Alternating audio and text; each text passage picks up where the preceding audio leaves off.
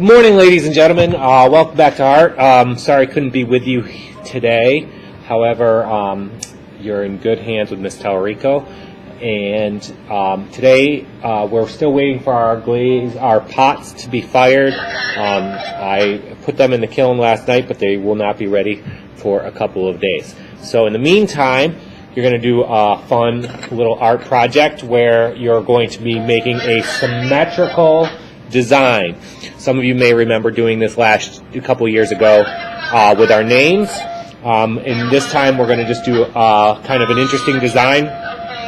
You're only going to have one day to work on it, so don't get too involved. But you're going to start off with your paper, and you're going to fold it in half. You can do it, this project, either way. You can fold it hot dog style, which is going to make a long, skinny rectangle. Which is the way I'm going to do my example. But if you want to do it hamburger style, you're welcome to do that. It's just going to make your artwork completely different. I'm just going to trace over the creased line so that the video shows it better. And maybe I'll do that in marker. Okay. What you're going to do is you're going to draw a design using mostly shapes on one side of your artwork, okay? You're not going to work on the other side. What we're going to do is we're going to take whatever we did on this side and we're going to transfer it over there. Now, my suggestion is you could draw something realistic. You could draw a house or a person or whatever. My suggestion is just to kind of, this is going to look really neat no matter what you do, but if you just kind of stick with basic shapes, it will come out really, really cool. So I'm just going to make a shape. And then maybe I'll make another shape, and then maybe over here I'll draw a shape. I'm kind of sticking with curves. I'll go over this with marker. And then I'm going to make a line that just kind of goes across like that. And then maybe I'll make a rectangle over here. And I'm just kind of playing around, kind of like when we did our Zentangles at the beginning of the year. Okay? Now, I can't really go over it with marker right now because the next thing I'm going to do is it doesn't really matter. Is I'm going to kind of darken up my lines. You're going to be using what's called an ebony pencil today. They're typically used for shading and making different values of light and dark with pencil. But what they are good at doing is making nice, bold, dark lines, which is going to make the next step in this much easier. So I'm just going to go over and I'm going to darken up my lines. And these ebony pencils actually have a second benefit in that they don't have a eraser in the back, because we're going to use the back of these pencils as well.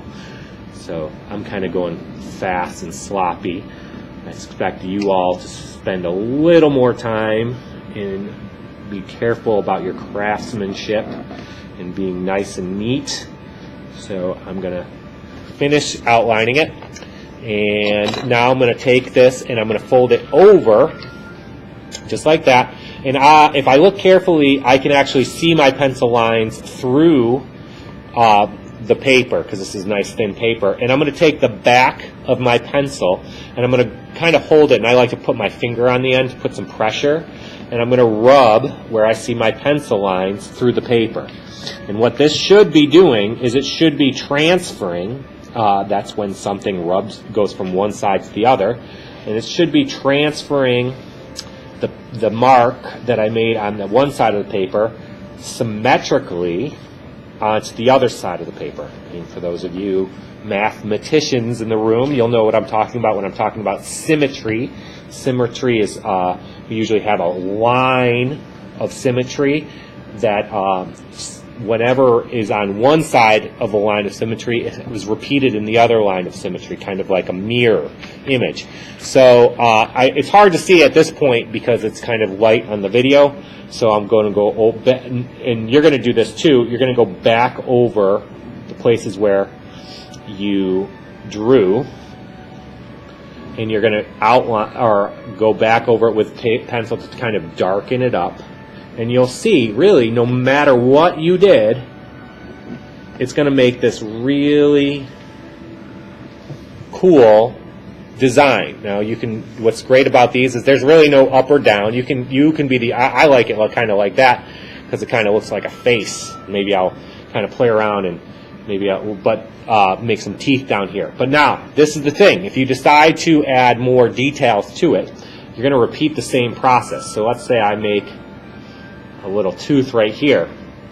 I'm going to fold it and rub it and transfer it on the other side. That way I don't accidentally do anything that's going to start getting back and forth. When you're done, you can use the markers and you can color it in.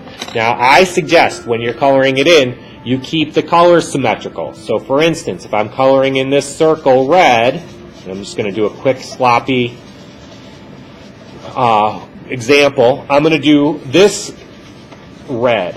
If you start mixing up your colors and making this red and this blue, your symmetry is going to get messed up. And the reason why this looks so interesting is because of the balance that's created by using the symmetry. If you start throwing that off by using different colors, it won't have that effect anymore.